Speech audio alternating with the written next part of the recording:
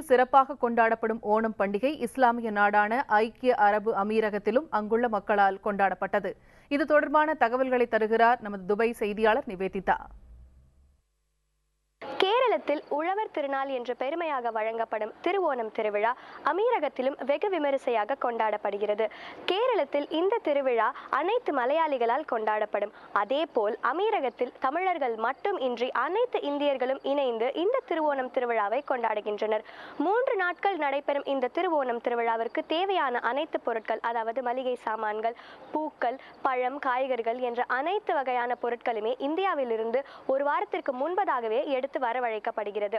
இந்த திருவோணம் திருவிழா கேரளத்தில் எவ்வாறு நடைபெறுமோ அதே போல் அதே பாரம்பரியத்தோடு எந்தவித மாறுபாடுகளும் இன்றி அமீரகத்திலும் நடைபெறுகிறது. ஓணம் சத்யா, திருவாதிரை, புலிகளி, பூக்களம் போன்ற அனைத்து நிகழ்ச்சிகளும் அமீரகத்திலும் சிறப்பாகவே நடைபெறுகிறது.